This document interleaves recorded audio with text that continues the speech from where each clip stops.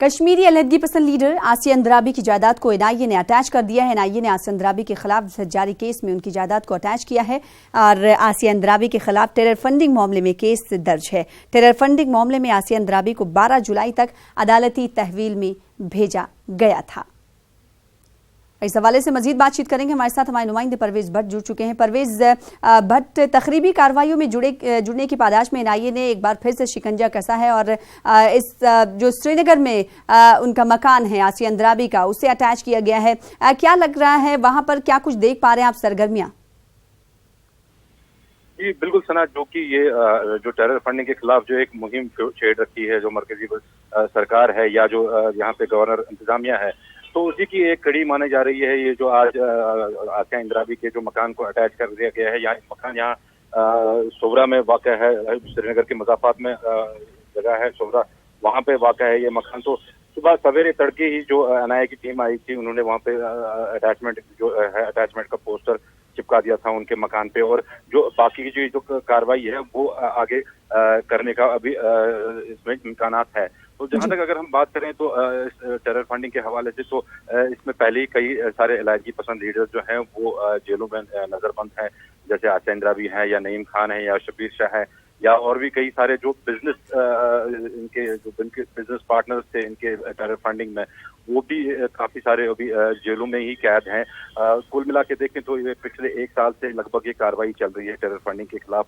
तो इसके तहत काफी सारी कार्रवाइयां की गई है, या इसमें एनआईए को इन्वॉल्व किया गया, इसमें ईडी अपनी तरफ से कार्रवाई कर रही है। तो उसी की एक कड़ी आज ये भी मानी जा रही है कि जो आसिया अंद्राबी की जो प्रॉपर्टी है, जो उनका निजी मकान है यहाँ पे सोवरा में, उसको अटैच कर दिया गया है। कि मतलब इल्जाम उस पर यही लगा है कि जो मकान है उसको टेरर फंडिंग के लिए इस्तेमाल किया जाता है, टेरर एक्टिविटीज के लिए उस मकान को इस्तेमाल किया जाता है, तो उसी वजह से जो है उसको अटैच कर दिया गया है। जी सना जी, तो हमने देखा कि गुज़िश्ता साल से टेरर फंडिंग को लेकर एनआईए का शिकंजा जो है कसता ही जा रहा। वादी के कई लोगों पर, इस तरह के अलहदगी पसंद लीडरान के अलावा भी कई बिजनेसमैन हैं जिन पर ये शिकंजा कसता जा रहा है। बेहद शुक्रिया परवेज हमारे साथ जुड़ने के लिए, इस हवाले से मजीद अपडेट फराहम करने के लिए। फिलहाल आगे बढ़ेंगे। अक़वाम मुत्तहिदा में हिंदुस्तान के सफ़ीर अकबरुद्दीन ने दहशतगर्दों को महफूज पनाहगाह फराहम करने पर पाकिस्तान को लताड़ा है। सलामती कौंसिल से खिताब करते हुए सैयद अकबरुद्दीन ने कहा कि क्रिमिनल सिंडिकेट एक दहशतगर्द ग्रुप में तब्दील हो गया है।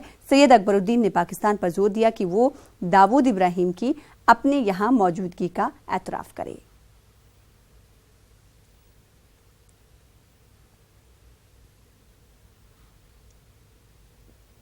राहुल गांधी शिकस्त के बाद पहली बार आज अमेठी दौरे पर रहेंगे। राहुल गांधी कांग्रेस कारकुनान के साथ मीटिंग करेंगे। राहुल गांधी के दौरे का जायजा लिया न्यूज़ 18 के नुमाइंदे अजीत ने।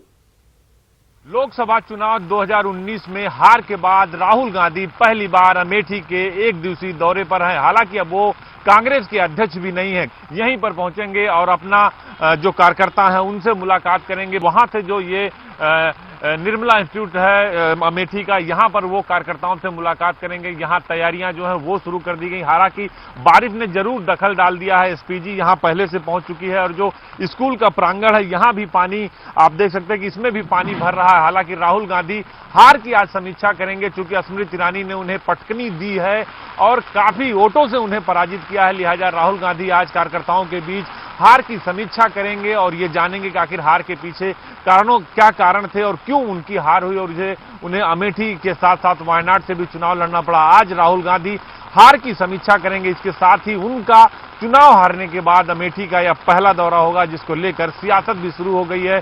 जो बीजेपी के मंत्री हैं मोहसिन रजा ने इस यात्रा को उनके पश्चाताप यात्रा बताया और कहा कि अमेठी के लोगों ने उनके लिए दरवाजे बंद कर दिए हैं और अपना नया वारिस स्मृति ईरानी के तौर पर चुन लिया है। वीडियो जर्नलिस्ट अखिलेश के साथ अजीत सिंह, न्यूज़ 18 इंडिया, अमेठी।